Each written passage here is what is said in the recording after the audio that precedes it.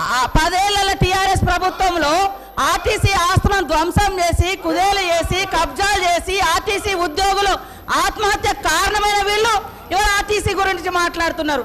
అదే కాకుండా పేదవాళ్ళు ఎక్కేది ఆర్టీసీ బస్సులు, అలాంటి బస్సుల రేట్లు పెంచి ఇవాళ ఆడవాళ్ళు బస్సులలో వస్తే తట్టుకోలేకపోతున్నారు.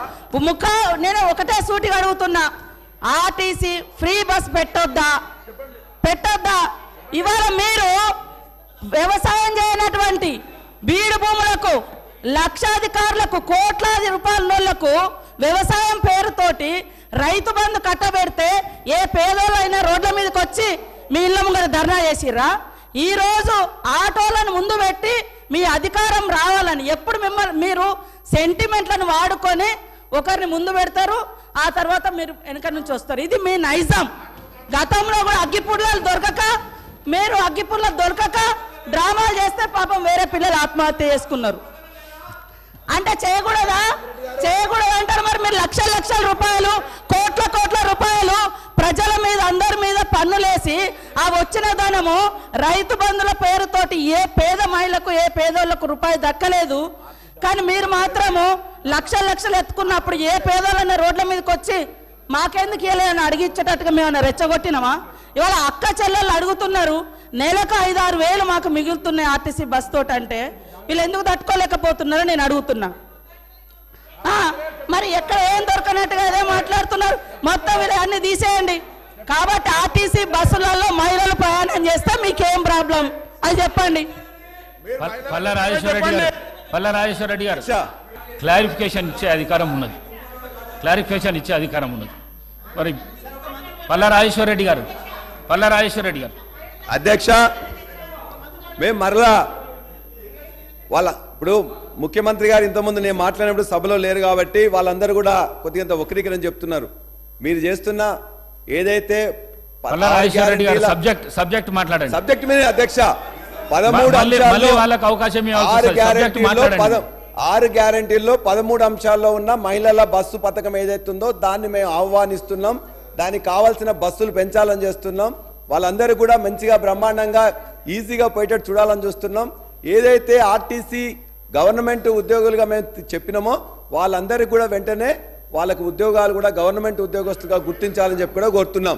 అదేవిధంగా ఇవాళ 6.5 లక్షల మంది ఆటో డ్రైవర్లు ఇవాళ నష్టపోతున్నారు. కాబట్టి చనిపోయిన 21 మంది డ్రైవర్లకు వాళ్ళ యొక్క కుటుంబాలకు దయచేసి 20 లక్షలు ఎక్స్గ్రేషియా ప్రకటించాలని, వారి యొక్క కుటుంబం జీవనం సాగించడానికి 10,000 రూపాయలు ఇవ్వాలని చెప్పేసి ముఖ్యమంత్రి గారిని కోరుతున్నాం.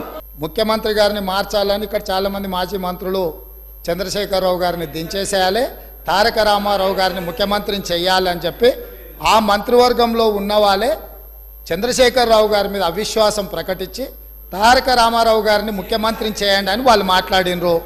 వాళ్ళందరూ ఒత్తిడి తట్టుకోలేక చంద్రశేఖరరావు గారు వెళ్ళి నరేంద్ర మోడీ ప్రధానమంత్రిని కలిసి నేను అక్కడి నుంచి మా వాళ్ళు తప్పుకోమంటుండ్రు, తప్పుకుంటా తారక రామారావు గారిని తెలంగాణ రాష్ట్రానికి ముఖ్యమంత్రిని చేస్తా, మీరు నాకు అనుమతి ఇవ్వమని అడిగినరని, నేను వారసత్వ రాజకీయాలు లేకపోతే రాచరికాలను నేను సమర్థించను, నేను వ్యతిరేకిస్తున్నా, అది ఎలా సాధ్యమో అని నేను చంద్రశేఖరరావును నిలదీసినని భారత ప్రధానమంత్రి తెలంగాణ రాష్ట్రానికి వచ్చినప్పుడు స్పష్టంగా ప్రకటన చేసిండు.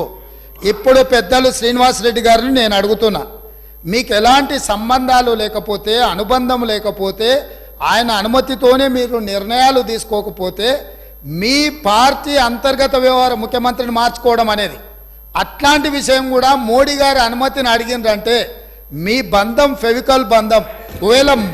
ఒకవేళ మీకు కేసీఆర్ గారు చెప్తుండ్రో లేదో వాస్తవాలు ఒక్కసారి ఇప్పుడు నేను చెప్పిన చరిత్రను మొత్తము వారు తెలుసుకోవాల్సిందిగా నేను కోరుతున్నా. మీకు కొన్ని చెప్తాడు, కొన్ని దాస్తాడు. కాబట్టి దాసినై మీకు ఒకవేళ ఎప్పుడైనా అనుమానం వస్తే మీరు ఎప్పుడైనా నన్ను అడగొచ్చు, స్వేచ్ఛగా వచ్చి కలవచ్చు. మిగతా వివరాలన్నీ కూడా నేను మీ దృష్టికి తీసుకొస్తా.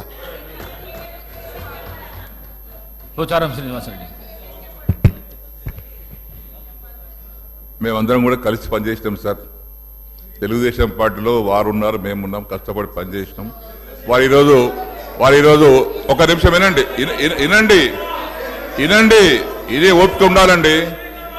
శాసనసభలో మాట్లాడే ఓపిక కాదు, ఇనే ఓపిక కూడా ఉండాలి. వారు చెప్పారు, ఒక్క నిమిషం బ్రదర్ వినండి. వారు అవకాశం ఇస్తే మాట్లాడండి, వారు అవకాశం ఇస్తే మాట్లాడండి. Please please please cooperate. వారు మాట్లాడడానికి ఒకవేళ బీజేపీతోనే మాకు పెవికాల సంబంధం ఉంటే నలుగురు బీజేపీ శాసనసభలు ఓడించినటువంటి అభ్యర్థులు ఎవరు సార్? బీఆర్ఎస్ పార్టీ అభ్యర్థి ఓడించాం. 2011లో గౌరవ ముఖ్యమంత్రి గారు అన్నారు, 2011లో ఆ రోజు శాసన మండలికి ఎన్నిక జరిగితే ముగ్గురు టిఆర్ఎస్ శాసనసభ్యులు కాంగ్రెస్ ఓటేసినటువంటి మాట వాస్తవం. సస్పెండ్ చేసిండ్రు. కిరణ్ కుమార్ రెడ్డి కాదు, ఎమ్మెల్సీగా కాంగ్రెస్ పార్టీ రంగారెడ్డి పోటీ చేసిండు, టిఆర్ఎస్ తరఫున మహమూద్ అలీ గారు పోటీ చేసిండ్రు. నేను అప్పుడే మన ఇద్దరం తెలుగుదేశం పార్టీలో ఉన్నాం. దాని తర్వాత నేను బీఆర్ఎస్ పార్టీకి వచ్చిన. టీఆర్ఎస్ పార్టీకి వచ్చిన తర్వాత నాకు కూడా బలవంతం చేసిండ్రు, మీరు కూడా రంగారెడ్డి కోటేయమని. నేను బీఆర్ఎస్ పార్టీకి మొన్నే వచ్చిన మాట ఇచ్చిన. నేను టీఆర్ఎస్ పార్టీ అభ్యర్థిగా ఓటేసి తప్పితే ఇంకో దానికి వేయనంటే మీరు చెప్పినటువంటి 3 పేర్లు నేను రిపీట్ చేయదలుచుకోలేదు. ఆ 3 పేర్లు లాలూచి పడి బీఆర్ఎస్ పార్టీకి అభ్యర్థికి వ్యతిరేకంగా రంగారెడ్డి కోటేసి రంగారెడ్డి గెలిపించుకున్నారు కాంగ్రెస్ పార్టీ. రెండవది తమరు అన్నారు సంబంధం బీజేపీ, ముఖ్యమంత్రి కావాలి, ముఖ్యమంత్రి మార్చాలంటే వారికి అవసరం సార్ అడగదాల్సి మేమే ఉండుంటాం కదా. నువ్వు 100 మంది అనుకుంటే మేము ముఖ్యమంత్రి ఎవరు చేయాలో చేసుకుంటాం, కానీ ఇంకెవరు అనుమతి మాకు అవసరం లేదు సార్. అది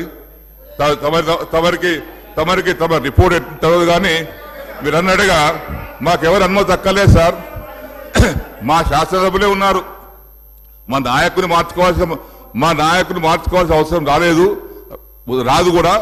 ఒకవేళ అటువంటి పరిస్థితి మాకు ఎవరిని అడగాల సార్? మేమే 100 మంది ఉన్నాం కదా ఇక్కడ పోయిన ప్రభుత్వంలో. దయచేసి బీజేపీతో మాకు ఎలాంటి సంబంధం లేదు, మాకున్నది ఫ్రెండ్లీ పార్టీ ఎంఐఎం పార్టీ. దయచేసి దాని పట్ల మరొకసారి తమరికి నేను విజ్ఞప్తి చేస్తా ఉన్నాను. రైతులు చనిపోయారు అన్నటువంటి తప్ప ఆటో కార్మికులను రెచ్చగొడతా ఉన్నారు, ఆటో కార్మికులను రెచ్చగొట్టే ప్రయత్నం చేస్తా ఉన్నారు. ఆత్మహత్యల వైపు ఈ సమాజంలో బాధ్యత గల వ్యక్తులం వాళ్ళ సమస్యను పరిష్కరించే విధంగా చెప్పాలి తప్ప ఆటో కార్మికులు ఆత్మహత్యలు చేసుకోమని ప్రేరేపించేటువంటి పరిస్థితి జరుగుతూ ఉన్నది. అలా ఇది మంచిది కాదు సమాజానికి. దయచేసి వాళ్ళు 10 సంవత్సరాలు ఉన్నప్పుడు ఆర్టీసీ పరిరక్షణ నేను చెప్తున్నా అధ్యక్ష ముందు 60 రోజులు సమయం ఇస్తే పట్టించుకోలే, పిఆర్సీలు ఇయ్యలే, బాండ్స్ ఇచ్చారు, అవి ఇయ్యలే. ఇప్పటికీ ఆర్టీసీ ఆస్తులు వరంగల్ వాళ్ళ పార్లమెంట్ సభ్యుడు పేరు చెప్పొద్దు టైర్ రిటైరింగ్ తీసుకున్నాడు. కరీంనగర్లో మాజీ పార్లమెంట్ సభ్యుడు ఒక మల్టీప్లెక్స్ కాంప్లెక్స్ కట్టుకున్నాడు. ఆర్మూర్ల శాసనసభ్యుడు ఇప్పటికి ఆర్టీసీకి బగాలి. వాళ్ళ గురించి మాట్లాడితే మళ్ళీ మీకు ఏమైతే ఒకసారి ఆలోచన చేయండి. ఆర్టీసీ రక్షణ మా బాధ్యత. 10 ఏళ్ళు ఎన్నడూ కూడా ఆర్టీసీ కార్మికుల పట్ల ఆలోచించిన వాళ్ళు ఒక రిటైర్డ్ ఎగ్జిక్యూటివ్ డైరెక్టర్ ముఖ్యమంత్రి గారు బంధువు చెప్పిందే చెప్తే మీకు వినబుద్ధి కాకపోతే ఏం చేస్తామే? 4 ఏళ్ళు ఎండీ పెట్టుకున్నారు, 4 ఏళ్ళు మెయింటైన్ పెట్టుకొని ఆర్టీసీని నిర్వీర్యం చేసిన అధ్యక్ష. ఇవాళ నేను చెప్తా ఉన్నా, ఇలా ఆర్టీసీ మంత్రిగా ప్రభుత్వం పూర్తి స్వేచ్ఛ ఇచ్చింది. ఆర్టీసీ సంస్కరణ, అనేకమైనటువంటి సాంకేతిక విప్లవం, నూతన బస్సులు, అదేవిధంగా మహిళలకు పరిష్కరిస్తే మాకు ఎందుకో అర్థమవుతలేదు. ఆ మహిళ మా అక్క చెల్లెళ్ళు గౌరవ శాసనసభ్యులైనా వాళ్ళకు కనీసం ఆలోచన విధానాన్ని మార్పు చేయమని కోరుతా ఉన్నా. మహిళలకు బస్సు సౌకర్యం ఇస్తే ఎందుకు ఇబ్బంది అవుతుందో తెలియదు. ఆటోలను రెచ్చగొడతా ఉన్నారు. ఏంది ఆటోలకు గిరాకీ మేము ఎక్కడ దెబ్బతీసినాం? ఆటోలకు కూడా మా ప్రభుత్వం ఎన్నికల హామీ ఇచ్చింది, దాని వైపు కూడా ఆలోచన చేస్తా ఉన్నాం. ఆటోలకు న్యాయం చేసే బాధ్యత మాది. దయచేసి లేనిపోని అపవాదు అనవసరమైనటువంటి ఆటో కార్మికులను ప్రేరేపించి అధ్యక్ష వీళ్ళని ఆటోలు ఎక్కిరు అధ్యక్ష, ఆటోలు ఎక్కి బెంచ్ కారు నేను చెప్తే ఫ్యూడలిస్టిక్ మెంటాలిటీ ఉన్న ఆటో కార్మికులను అవమానపరుస్తా ఉన్నారు. ఇది మంచిది కాదనేటువంటి మాట మళ్ళొక్కసారి ఆటో కార్మికుల పక్షాన ఒక బీసీ బిడ్డగా అందులో ఉన్నటువంటి వృత్తి చేసుకున్న మైనార్టీ ఎస్సీ ఎస్టీ బీసీలను అవమానపరుస్తా ఉన్నారు. ఇది మంచిది కాదని మాట మనం చేస్తా ఉన్నాం. పల్లా రాజేశ్వర రెడ్డి గారు దయచేసి ఇవ్వాలని చెప్పేసి చూస్తున్నాం.